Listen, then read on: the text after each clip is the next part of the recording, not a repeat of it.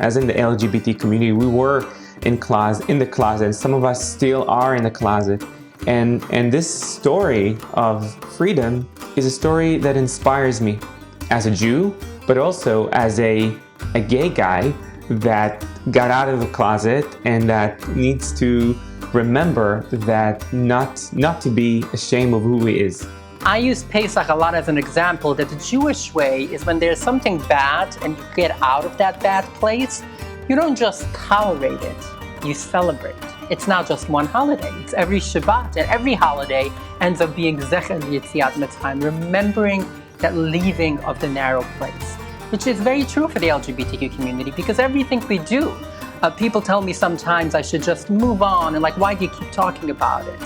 And in many ways, that's what we were told as Jews. You don't move on from Egypt, you constantly need to remember that narrow place because both to be grateful, to know what we have overcome, and to make best use of every day we have out of the closet. When the children of Israel are able to be in their own land and like celebrate their own holidays and have their own culture, like that is the freedom. That is the freedom that we want as the LGBTQ community. Like we want to be able to celebrate Pride Month. We want to be able to get married. We want to be able to adopt kids. Like we want to be able to walk down the street and have not people give us weird looks. The whole notion at the core of the holiday that existing in a Mitzrayim, in a narrow confined place, that's what Mitzrayim, that's what Egypt is, that existing in that narrow confined place is no way to live. And so that was true for our ancestors all those years ago in Egypt, but I think it's also true for us as members of the LGBTQ community who have often needed to exist in a narrow confined place where we can't really be ourselves, and that Pesach is an example for us of how God can help us move from constriction to liberation.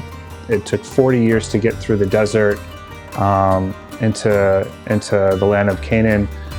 It's taken, the gay community, LGBTQ community in America at least 50 years since Stonewall.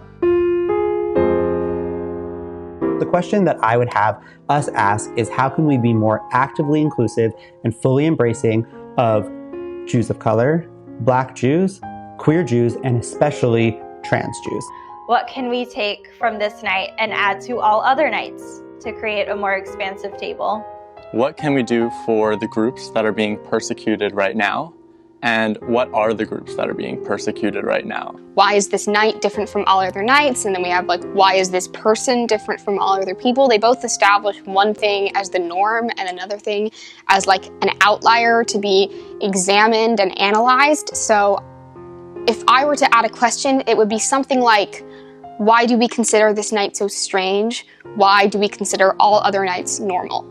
I think it's okay to be different all year round. You can, you want to eat matzah all year round, then eat matzah all year round. And, you want to not necessarily always have to fit in the norm. And that's something I'm trying to instill in my children. So I would love to have the idea that it's okay to be different all the time. I've read and I've, talked about specifically orange being added to the actual Seder plate. I guess it would stand out more on the plate, and it's more supposed to be inclusive in terms of not just the LGBTQ plus society, but for all those that are also not necessarily directly represented by what has been historically, just Passover tradition in a dinner. Oranges are sweet, yet you have to spit out the seeds in order to eat them.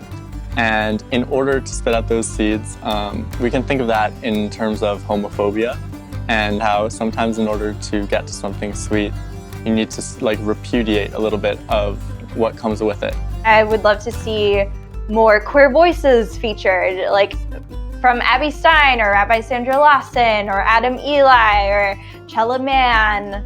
I would love to see more inclusion of various voices, not just the simple retelling of this is how we left Egypt and we were all slaves in Egypt and all of these sorts of things. I think the Seder already has enough rigid set in stone customs. How about this is a time to be more open, which by that alone represents the LGBTQ community. But adding something specifically, I know I have in the past added different colored vegetables. I have add like, which I got the idea from Easter, dare I say, but I added, a lot of people do an egg, like that's the beitza, the egg on the Seder plate. I added egg that has been dyed, in a different color. We can play around with that, but I think it should be something that is intentional, something that you and the people who are there know that this is intentionally adding to welcome the LGBTQ community. I have a tambourine, and I put that on the Seder table, which is a reminder of Miriam and the other women who, according to tradition, in that chaotic night when they left Egypt, they remembered to pack tambourines with them so they could use them to celebrate once they crossed the sea. And I think that's a message from the Passover story that resonates for lots of people, but in particular for the LGBTQ community, of looking forward to better times and looking forward to that moment of liberation and the joy and the celebration that will come with it.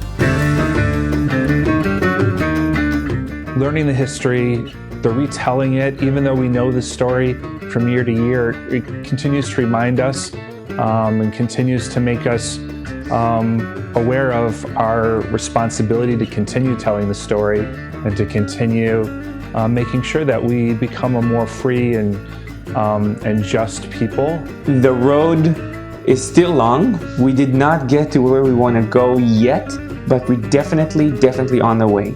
Being Jewish means that you are part of something greater than yourself. And being queer means that you are a part of being something greater than yourself. And being both of those means you're really a part of something greater than yourself. And that means that you are never alone. As a Jew and as a queer person, you have a deep, rich history of resilience, love, beauty, and creativity to be proud of. And I think that's worth celebrating all day, every day of the year, but especially during the Passover Seder.